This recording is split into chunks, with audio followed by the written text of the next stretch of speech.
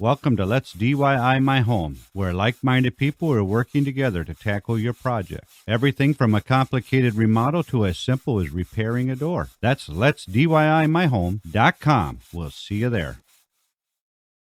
As we're coming into this thing, she's in rough condition. As you'll notice, the saw blades are not going up and down. Everything is just frozen. The slides there for the rip fence, they move back and forth. You can't lock them. So we're going ahead and start pulling screws on this thing. Now, the screws that I'm pulling out there are the adjusters for the rip fence. That they connect up to that aluminum track right there. And just going to back them all out of there. There's two on each side, two on the back and two on the front. Then that whole adjuster mechanism will move, and you need to wiggle it on out of there to free up some room so we can get to the locking mechanism that's underneath it. It would have sure been nice to have been able to access that, but it didn't happen. Now here we go with the locking mechanism on the inside. Pulling the screws out of it, and it actually looks like it's in pretty good shape, don't it? That's because I've already done this once. So all we're going to do is pull out, there's 2, 4, 6, 8 screws that you're going to have to pull out right there. They're all Phillips heads. Remove all 6 of those. That'll allow that mechanism to come out. You'll see the centerpiece with the adjuster and the spring tensioner on it. The good news is that separates. There's nothing to take apart there. That'll come right apart for us. So that'll be a blessing. Once we get all of that down, you're going to have to pound it out. If it's frozen in, as you see me pounding on this one, it is literally frozen in and not working anymore. So pound away until you get it out of there. Be careful. Soak it with WD-40 if need be. Whatever works best to get this thing broke loose. That's the most important. Once you do that, go ahead and squirt a bunch of lubricant, WD-40, I don't care what you use, inside those holes. I would say WD-40 initially.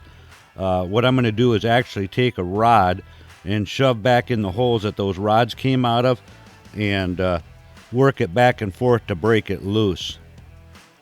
Okay? There I go, pulling it all out. You're going to notice... and when you do those rods, make sure you sand the ends with that slide back into the little hole and lube everything up in here. Definitely needs a bunch of grease in here. I prefer marine grease over any of the others.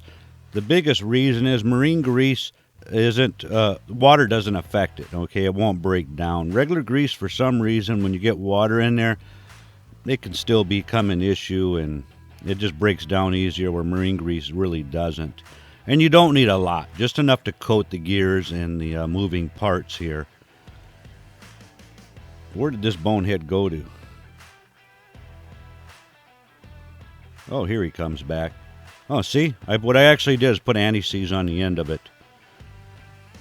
And that'll work too. So once I got everything freed up, you'll notice that piece with the adjuster. That's what I actually have in my hand right there. I used anti-seize in the joints where the knuckle or the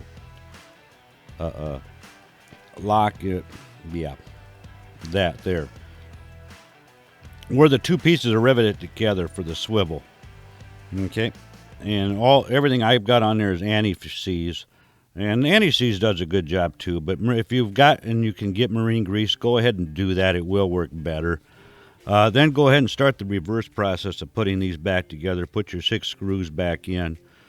Yeah, is that what it was? 2, 4, yeah, 6 or 8 screws. They're all Phillips heads. Put them back all in. As you can see where the holes are, and I'll circle them here, that those rods go into. Make sure you flush those out really well with WD-40 and get everything good and tight. And in the long run, you're going to be a lot happier. Take your time. I mean, anything that you see down there with rust, clean it up. On the bottom side of those rods where they actually sit into the housing, I did put some lubricant in there, and I would recommend that you do it too before you put the cover plates back on that holds those rods in. Okay? Once you get that done, here, check your tensioner when you lock it. You should now be able to lock that, which you will see that it's no longer moving, which means we got the rust and everything cleaned out, the corrosion cleaned out. So tensioner's working good. Once you get it set where you want, go ahead and lock that nut down on the tensioner as well. And then go ahead and firm everything up, make sure it's good and tight. The last thing you want is these screws to come loose. Okay.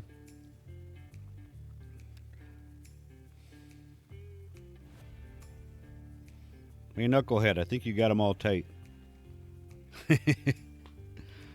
The next thing we're about to do now is, like I said, we're going to go back to, we got to put the assembly back on. And one thing I'm going to tell you right now, as you're putting these screws back in, before you lock the fence rails, the adjustments for the fence, make sure that they're flush with the edge of the table. What a difference did that make? I've done this a couple times on a couple different saws, and I have had problems in the past where these adjusters weren't in line properly. And yes, you can easily get it back, taking the bolts loose, move it down, move it over a key or two. But as long as you get those aluminum pieces that slide for the ripping fence, and you get them flush with the tabletop on the corners, when you put this together, you're 98% chance that you're going to hit it dead on. At least on this one, I hit it dead on. I had to do a little bit of adjustment on the rip fence, but that could be because nobody else has done it over the years. And the gentleman that this table saw actually belongs to, he obviously uses it outside in the rain quite a bit, and unfortunately, due to lack of lubricant, everything was freezing up on it and not working. So this is a good weekend project occasionally. There's the adjustment rod. There's two. There's one right there, and there's one back there right behind that gear I'm pointing at.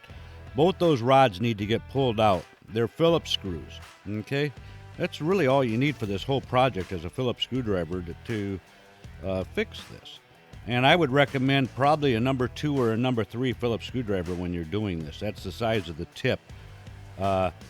I used a number 2 on this, and it worked fine, but I think a number 3 would probably work a little bit better. I may be wrong. If you've got a 2 and 3, try it. If the 3 fits and it's tighter, go for it. It's going to be a lot less effort. Now, if any of these screws by chance that you're pulling out are having a hard time and you're not able to break them loose, do not stick a vice grips on top of it. Figure out a way to either make an angle Phillips screw with a driver with an angle bit, and then that will allow you to take a hammer and tap on top of it as you apply pressure, and that most likely will break that corrosion loose. Hammers go a long ways with this. So once we get these rods pulled out that you're seeing I'm working on right here, you're going to be able to take some sandpaper, wire wheel, whatever you need to do. As you can see, it's not coming out very easily. To make a long story short, I ended up taking a hammer and tapping that thing through to get it broke loose and get it out. I mean, I got it to free up a little bit, but that's as far as it would go. So, but a hammer will go a long ways. I pried up on the motor corner just a tad bit. If you do that, be very careful. Now that I've got it cleaned up and put back together here, you'll notice it's sliding very easily. So go ahead and then put your Phillips screws back in on both ends of these rods and crank them tight as you possibly can to prevent them from coming loose. And it wouldn't hurt to put a little blue, anti-lock. I should make note in that. I'll make note in the comment below to use blue, anti-lock, or blue anti-lock. Loctite, blue Loctite it's called. And I'll make note of that down below as well with a link to it. There's no affiliates for me, no affiliate links or anything like that. I'm too new at this. But the biggest thing is just to make sure that we don't lose these screws. Grease those little gears, okay? I mean, everything in here that moves really wouldn't hurt to have either anti-seize or marine grease or something on them just to make the stuff, prevent it from rusting up and locking up on you again. You know, a little grease would have gone a long ways with this, and that would have saved a couple hours of time of cleaning this thing up. Obviously, I'm still having a slight issue with the raising and lowering this thing, so somewhere along the line I didn't get all the rust off of those rods. So the end result is now I'm in there with WD-40 trying to free this motor up a little bit more to get the blade down below the deck. You know, safety first. That is utmost important. And keeping a blade above the deck on a table saw is not the smartest thing. these are reasons why the government has come out and made rules and regulations on equipment, because for some reason we forget things, and then all of a sudden our children come along and look at this turns on, and then they want to stick their finger up there to see what happens if they touch the blade. Okay, no, I never touched the blade, but I did stick a scissors once in an outlet. Now we have what they call child safety proof outlets because of me. So, so let's just be cautious with this stuff. If we're not using it and we're done, put the blade down below the deck. Don't ever keep it above the deck. You never know if one of our kids come along, or heck, maybe something accidentally happens on site. If you got a construction site and the guys are working on it and the doesn't realize the switch is in the on position, and the next guy comes along, plugs it in so we can get ready to get busy, and it takes off a guy's finger or a hand. It's just safety first. Until you're ready to cut the wood, the blade should always be below the deck. So, one operator. Okay? Make sure everything is unplugged before you actually work on this stuff too. Now we're about to crank the blade tight, and make sure that's up to par here as well. So, if I would have had a new blade, he would have had a new blade on this thing, but he didn't. So, it is what it is. This one has definitely got its use out of it, and I'm actually shocked how well this thing operates now. So it's about as perfect as it could be. It operates just like it just came out of a box. So once we put the rip fence on here, the next thing we're going to need to do is now make sure this rip fence is actually aligned properly. Now everybody has their own beliefs of how this thing should be set up. Okay. I did try to use an Allen wrench on this screw, and it was frozen, and I couldn't break it loose. And when I tried to break it loose, I actually stripped the inside of that screw. Okay, now I don't know if it was partially stripped before or not, but I definitely finished rounding it off. I had to go to the vice grip treatment. When you do that, don't just reef on it. You saw me wiggling back and forth. Just keep wiggling on it until it starts freeing up to where you can actually make a full turn. Anywhere it binds, stop, back up. Work it again until you can make a complete circle and slowly work its way out. That'll prevent you from hopefully snapping one of them off. And then again, obviously clean up all the rust and the threads and then put it back together. Those screws, I would not put anti-lock on them. Or, it's just, you need to break them loose occasionally to readjust them. The way I like to set these things up is I prefer a little tension at the tip where you first stick it in. And then on the backside, I want about 30 seconds of play in there. That'll allow that wood to go right through without fighting you. Now, I've seen when it gets out of adjustment, one of the ways that it gets out of adjustment is the back is actually narrower than the front. And when you go to push that wood through there, you're going to find that it's binding and it's really hard to shove through there. You don't want that. That's why you want it tighter in the front than the back. Now, the other part you're going to notice is the blade is only about 1/8 inch above the wood. That's as far as you want that. And the biggest reason you want it that way is just because I could have slipped. Who knows what happens. I could have not been paying attention and ran my hand across that. At least the board would have prevented me from losing my whole hand or my finger, you see. By it being up 1/8 inch, yep, I'm going to be off to the doctor. I'm going to need stitches. I may need to get some attendants reattached. But the reality is I'm not going to lose a finger and I'm not going to lose a hand when the blade just barely comes across the top of that board. Anything under, I would say, 5 inches, make yourself a push stick if you don't have to, or if you don't have a push stick to push that board through there, or use a stick to push it through, but keep your hands out of it if it's 5 inches or less. Less chance of somebody being hurt.